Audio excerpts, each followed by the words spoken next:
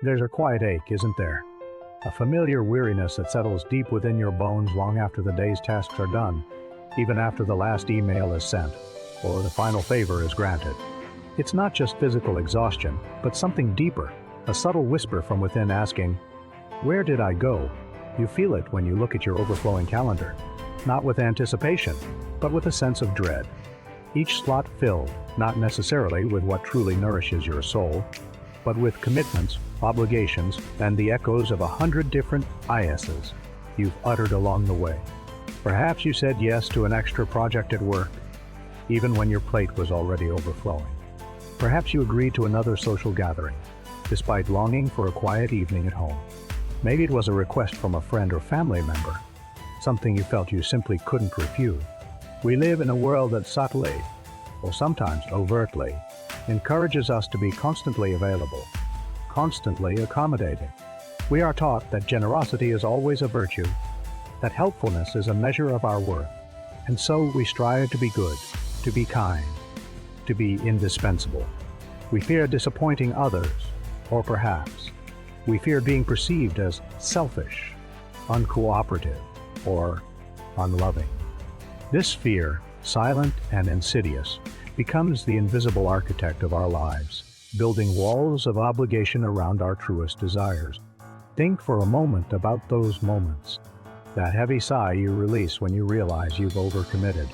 Quiet resentment that bubbles up when you're doing something for someone else, knowing deep down you'd rather be doing something for yourself.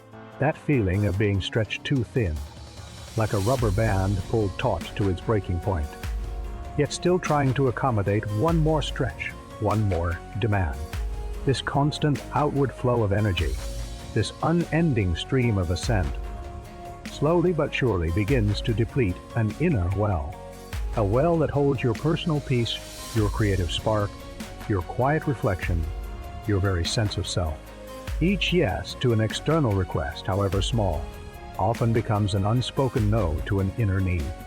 A no to rest, a no to personal passion, a no to simply being. When was the last time you truly listened to that quiet voice inside, the one that whispers what you truly desire? When did you last carve out time simply for you, without guilt, without obligation, without feeling like you were stealing moments from a more important commitment? For many of us, these moments have become rare luxuries, overshadowed by the clamor of external demand. The harsh truth, the one we often avoid looking at directly, is that consistently saying yes to others without considering the cost to ourselves is not sustainable. It's not true generosity. It's a form of self-abandonment. We trade our inner peace for external approval, our authenticity for an agreeable facade. And in doing so, we slowly lose touch with the very essence of who we are. Our true self, vibrant and unique, becomes buried under layers of other people's expectations, a forgotten garden overgrown with weed. But there is a path back, a way to reclaim that inner garden. It begins with a single courageous act, the pause. Before uttering that automatic yes, just pause, breathe. Feel what that commitment truly asks of you. Is it a joyful contribution, or is it a heavy burden? Does it align with your values, or does it drain your spirit? This pause is a sacred space. It's where you begin to listen again to that quiet inner voice. It's where you start to distinguish between genuine desire to help and the obligation born of fear. It's where you rediscover the power of a gentle, yet firm no. Saying no is not a sign of weakness. It is an act of profound self-respect.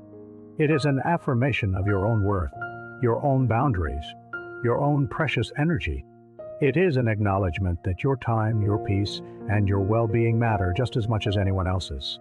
And surprisingly, it is often in setting these clear boundaries that we truly learn to be present and authentic in the yeses we do give. When you say yes from a place of genuine desire with energy and willingness, that yes carries so much more weight and joy, both for you and for the recipient. It won't be easy at first. There might be discomfort, even disappointment from others. But consider this.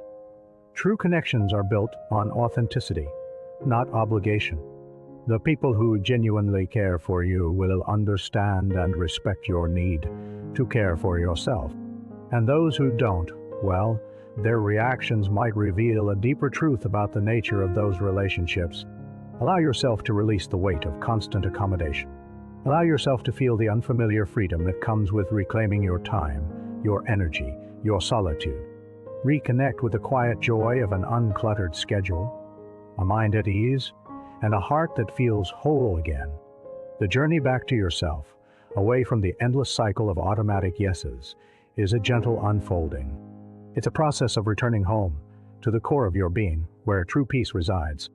Embrace the courage to protect your inner world, for in honoring your own boundaries, you are not closing yourself off from the world, but rather opening yourself up to a life lived with greater intention, deeper connection, and profound, unshakable peace.